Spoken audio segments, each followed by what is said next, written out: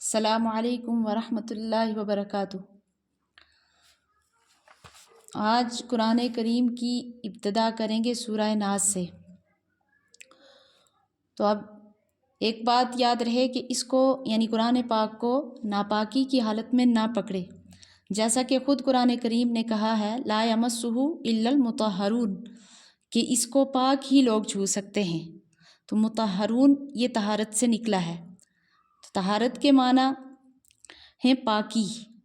تو یہ پاکی دو طرح کی ہوتی ہے، ایک ہے طہارت صغریٰ اور ایک ہے طہارت کبریٰ۔ طہارت صغریٰ سے مراد وضو اور طہارت کبریٰ سے مراد غسل۔ تو جس کو خالی وضو کی ضرورت ہے تو وضو کر کے ہی اس کو ہاتھ لگائے، اور جس کو غسل کی بھی ضرورت ہے تو وہ غسل کر کے اس کو پکڑے۔ تو اب اس کو ہم نے سورت کو تو شروع کرتے ہیں۔ اعوذ باللہ من الشیطان الرجیم، بسم اللہ الرحمن الرحیم، قل اعوذ برب الناس۔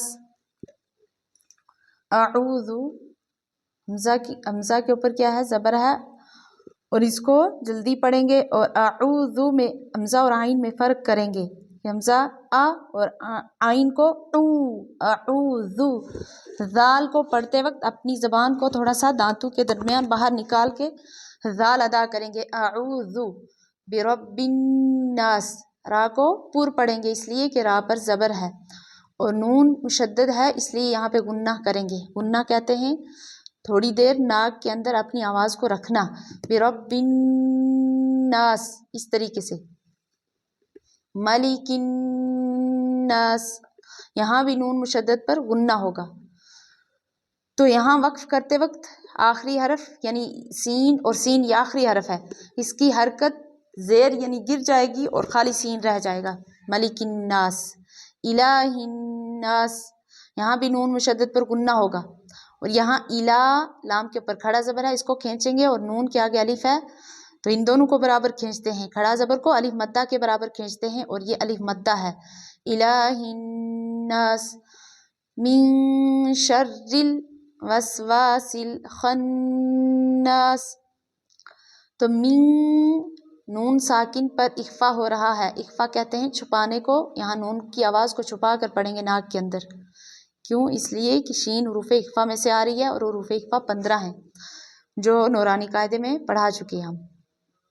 تو نون ساکن کے بعد شین حروف اخفا میں سے، اس لیے اخفا ہوگا من شر الوسواس الخناس الذی یوسوس فی صدور الناس۔ الذی، یہ الف کو الف کے اوپر زبر دے کے پڑھیں گے، الذی یوسوس فی صدور الناس۔ فی کے اندر یا مدہ ہے، یا ساکن سے پہلے زیر آ رہی ہے اس لیے یا مدہ ہے، واو ساکن سے پہلے پیش آ رہا ہے، یہ واو بھی مدہ ہے، دونوں کو تھوڑا کھینچ کے پڑھیں گے، اور الف مدہ ہے یہاں پہ، الف کو بھی تھوڑا کھینچ کے پڑھیں گے۔ من الجنۃ والناس، تو یہ نون مشدد ہے، اس پر بھی غنہ ہوگا۔ والناس، یہاں بھی غنہ ہوگا، اور یہاں پہ وقف کرتے وقت سین کی آواز رہ جائے گی اور زیر گر جائے گی۔ تو آج اتنا ہی سبق تھا، انشاءاللہ کل دوسری سورت کو پڑھیں گے، تو جب تک کے لیے اجازت دیجیے، اللہ حافظ۔